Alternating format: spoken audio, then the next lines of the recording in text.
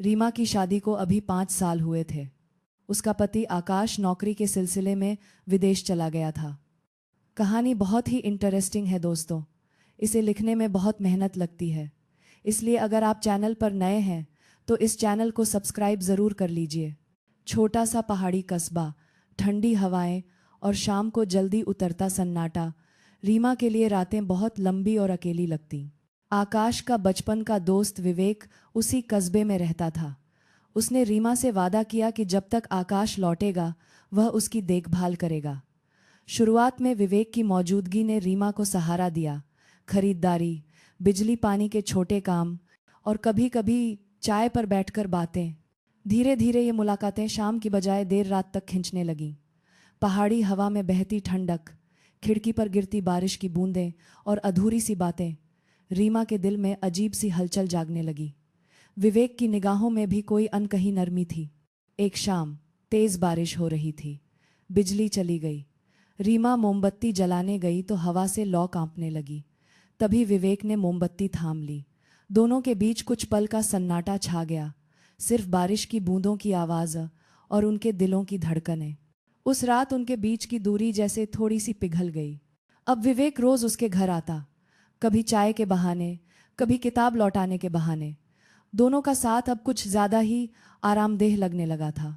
लेकिन रीमा के मन में अपराध बोध भी था। आखिरकार वह आकाश की पत्नी थी। इसी बीच कस्बे में अजीब सी खबर फैलने लगी। किसी अनजान शख्स को कई बार रीमा के घर के आसपास देखा गया था। कभी उसकी खिड़की के बाहर, कभी गली के मोड़ पर। रीमा ने सोचा शायद कोई वहम हो, लेकिन विवेक ने वादा किया कि वह उसकी सुरक्षा का ध्यान रखेगा। एक दिन विवेक देर रात तक नहीं आया। रीमा बेचैन होकर बरामदे में बैठी थी कि उसे दरवाजे पर हल्की आहट सुनाई दी। उसने दरवाज़ा खोला तो वहाँ सिर्फ एक खत पड़ा था। उस पर लिखा था, तुम्हें लगता है विवेक तुम्हारी परवाह करता है, लेकिन सच्चाई कुछ और है, सावधान रहो। रीमा का दिल तेजी से धड़कने लगा। उसने रात भर करवटें बदलीं। अगले दिन उसने विवेक से उस खत का जिक्र किया। विवेक हंसकर टाल गया, बोला कि शायद कोई शरारती पड़ोसी होगा। लेकिन रीमा को उसकी आंखों में हल्की झिझक दिखी।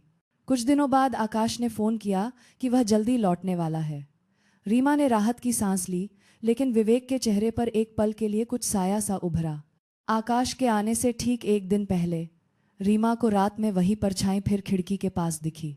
इस बार वह डर गई और पुलिस को बुला लिया। जब पुलिस आई तो उन्होंने जिस शख्स को पकड़ा उसे देखकर रीमा सन्न रह गई। वो विवेक था। पूछताछ में सच सामने आया।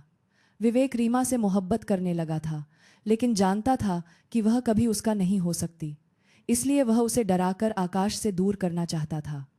उसने ही वह खत लिखा था और रातों को उसके घर के आसपास मंडराता था। रीमा को यकीन नहीं हो रहा था कि जिस इंसान पर उसने भरोसा किया वही उसके लिए खतरा बन गया। अगली सुबह आकाश वापस आ गया। रीमा ने उससे सब कुछ बताया।